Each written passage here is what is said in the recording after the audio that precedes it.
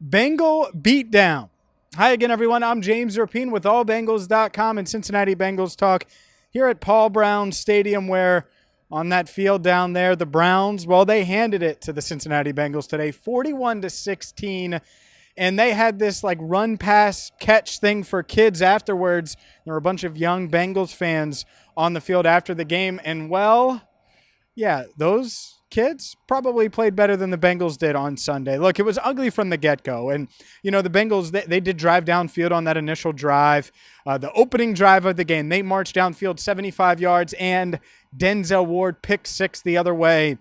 And even though they recovered, even though they went right back downfield and scored, it kind of felt like right away, okay, this is going to be a game where the offense has to put up a ton of points, because the Browns immediately, when they get the ball with about 4 minutes to go in the first quarter, drive downfield and score. Nick Chubb forces multiple missed tackles early, and that's really the biggest takeaway for me today from this game that I have, is that this defense isn't what I thought it was 2 weeks ago when I was recording this at M&T Bank Stadium after the Bengals' huge win over the Baltimore Ravens. They are not even close to that. In fact, it looked a lot like 2020 today, didn't it? I mean, the way they were shredded on the ground, the way they gave up explosive plays. Eli Apple burnt like morning toast on a Monday when your day just isn't going well following a Bengals loss. Let's start with Eli Apple. And I know he's been a punchline among the fan base for a long time, really all year after his rocky start. I thought he was playing better, but days like today where Donovan Peoples-Jones just gets behind you and makes you look bad, that's going to cost him his starting job potentially. And who knows, maybe Vernon Hargreaves, who the Bengals acquired just a few days ago after he was released by the Texans, maybe he'll get a shot to start in 2 weeks against Vegas following the bye week. But it wasn't just Eli Apple, and it wasn't just one guy. Jermaine Pratt missed tackles. Jesse Bates missed tackles. Sam Hubbard missed tackles. And that's the problem. That's the thing that's really tough to analyze, because obviously Lou's crew, Lou being Lou Anarumo, they've had a rough outing the past couple of weeks. But the missed tackles, can I pin that on Lou? I can't. And so there's a lot that goes into it. And certainly it's something that we're going to have to monitor moving forward. But this defense, certainly not a top 10 unit. I think that's fair to say. You can stamp it down. I wonder if they're an average unit, because right now they're playing below average. I think Jesse Bates, again, didn't play great. Hasn't made any game-changing plays this year. We're over halfway through the season. Is it going to happen after the bye? We'll see. And this defense didn't force any turnovers. So not only were they giving up points up and down the field, and I know the offense put them in some bad positions. I'll get to them in a second, because everyone's going to talk about the turnovers. But to me, this defense was put in a bad spot, and you knew they weren't going to respond. And that's the concern. Now, when you flip it and you look at the offense, you had the pick six. You had the other interception by Burrow. Burrow now has 11 interceptions on the year. Unacceptable. By the way, his touchdown streak was snapped. He had at least 2 touchdowns in every single game this season. 0 today. Goose egg. And Jamar Chase fumbled. So when you lose the turnover battle 3-0, and you give the ball away 3 times, and they turn it into points every time, and you, on the other hand, can't do that, can't force turnovers, aren't getting extra points like that, it's going to put you in a tough spot. But this offense, it was 7-7. Then the Browns go down and score, and the Bengals start the drive, and then their drive stalls out. They go for it on 4th down.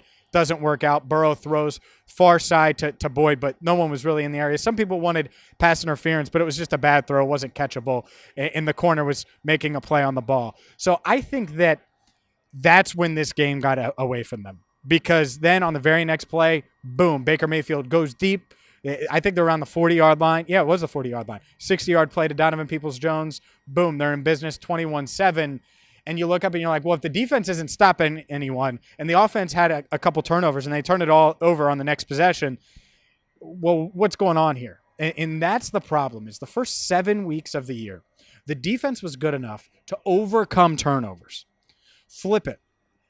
Now, they're not good enough to just get normal stops. They're playing that bad. So when the offense isn't playing at a high level, I mean, they would have had to score 40 today, even without the turnovers, I think. It would have been a shootout back and forth, much like Week 7 last year when the Browns won here at Paul Brown Stadium 37-34. And that's the other thing. Baker Mayfield, a few weeks ago, Aaron Rodgers told Browns fans, I own or Bears fans, I own the Bears, right? Division rival. He's gone against them for years and years and years.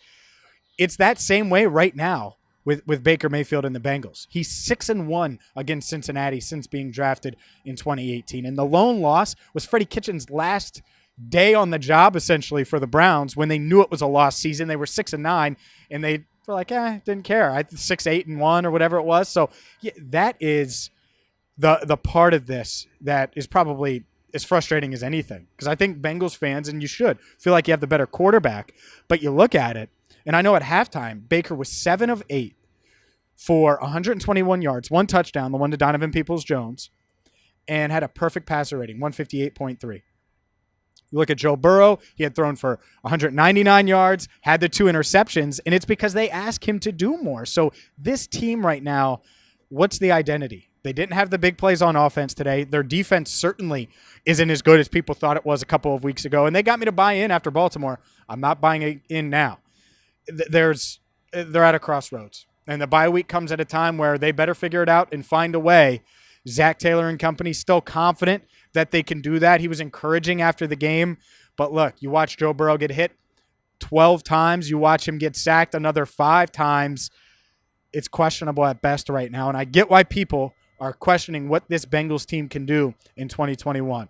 But I reiterate it, and I say it all the time, and I'm going to say it again. We have you covered here on Cincinnati Bengals Talk. We are not going anywhere. We're going to have some awesome guests this week during the bye. So stay tuned for that. Hit that subscribe button, and we're also going to have a best of what the Bengals said after this ugly, ugly, ugly loss in round 1 of the Battle of Ohio this season. Again, the final here at Paul Brown Stadium, Browns 41, Bengals 16.